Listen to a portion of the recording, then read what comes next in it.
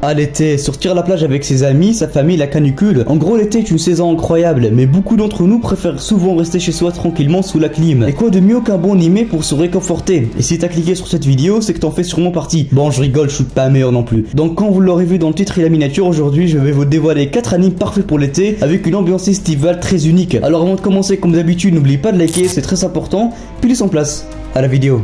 Premier animé, Summertime Render, une masterclass. On suit l'histoire de Jiro Shimbe, adopté par une famille après la mort de ses véritables parents. Il vivait dans une île estivale très chill, ou pas, nommé Itogashima. Alors voici son père adoptif, sa fille et son autre... Attendez, un problème là. En gros, l'histoire tourne sur Shimbe qui cherche la vérité derrière la différence énorme entre ses deux sœurs adoptives. Non, je rigole, sinon l'histoire est éclatée. En réalité, Shimbe est un lycéen à Tokyo et il a reçu une très mauvaise nouvelle. En quoi c'est un pervers? Non, en réalité, sa sœur adoptive, Oshio Shine, est morte d'une noyade entre deux parenthèses. Et alors il est venu à son île natale pour assister à ses funérailles. Mais voilà, dès son arrivée, il remarque que les choses ne tournent pas rond, comme le cycle respiratoire de Oshio. Bon, je retire ça au montage. Son ami d'enfance lui dévoile que Oshio est en réalité morte d'étranglement. En gros, il y avait des marques d'étranglement sur son cou après avoir récupéré son corps de la mer. C'est alors que Shimbe va enquêter et meurt. Oui, je rigole pas, il est tué par une sorte de copie de sa sœur Mio, mais grâce à un pouvoir étrange, ce dernier revient dans le temps. Et il meurt encore une fois. Après être revenu dans le temps, encore une fois, cette fois-ci, il n'y a aucun doute, il ne rêve pas alors qu'il découvrira que cette île est hantée par des sortes d'ombres qui assassinent les habitants et prennent tout simplement leur place. Ouais, c'est ultra flippant. En découvrant ça, Shimbe alors va raconter ça à ses amis pour maximiser leurs chances de survie. Mais attends, ils vont mourir plus vite comme ça. En gros, vous l'aurez capté, Shimbe et ses amis vont combattre cette horreur et ces ombres qui représenteront une véritable terreur à Shimbe mais à aussi nous les lecteurs. Putain, comment cette meuf me faisait flipper.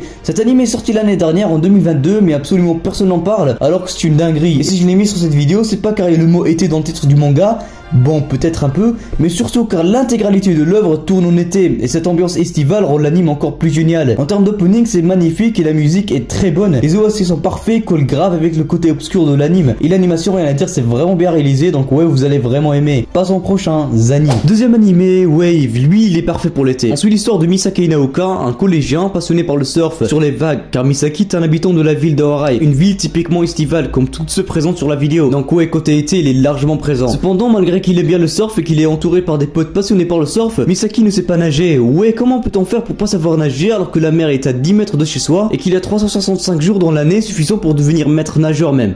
Bon, j'abuse. Bref, il n'a pas forcément eu l'idée de faire du surf alors que son pote l'invitait toujours. Un jour, Misaki se réveille tôt le matin pour promener son chien au bord de la plage et croise une personne qui l'intrigue. Non, ce n'est pas une meuf ni une baleine. Bon, j'ai dit une personne, c'est un gars. Misaki stupéfait pas par sa beauté, bon ça j'en sais rien, mais de son talent en surfing et de son contrôle des vagues magnifiques. Ce gars s'appelle Sho Akitsuki, comme par hasard sa nouvelle élève transférée vers sa même école et sa même classe, typiquement un truc d'anime, et ils vont très vite devenir potes. Vous vous souvenez du gars qui l'invitait toujours à apprendre le surf? Misaki refusait toujours ses demandes, alors que c'est un ancien pote, mais il a vite voulu apprendre le surf avec Sho Akitsuki. Non, je suis sûr il était pas juste stupéfait par son surf. Bref, alors qu'il s'apprêtait à apprendre le surf, on lui fait vite comprendre que ça prend des jours, des semaines, des mois, voire des siècles. Bon, vous avez capté, ça prend du temps d'apprendre le surf, mais vu que Misaki a un pouvoir très spécial, le pouvoir d'être un protagoniste d'anime, il a pu l'apprendre en un essai, un seul. Bon, il n'a pas perfectionné, mais voilà, il a quand même appris. Et c'est là qu'il s'est rendu compte à quel point c'est incroyable. Bref, en gros, cet animé tourne sur le surf, la plage, les vagues, la tristesse. Oui, même si ça en a pas l'air, mais cet animé est vraiment triste. Bref, je vous spoil pas plus que ça, allez voir ça de vous-même. Sinon, les refs, j'ai remarqué que 96% des personnes qui regardent mes vidéos ne sont pas abonnées.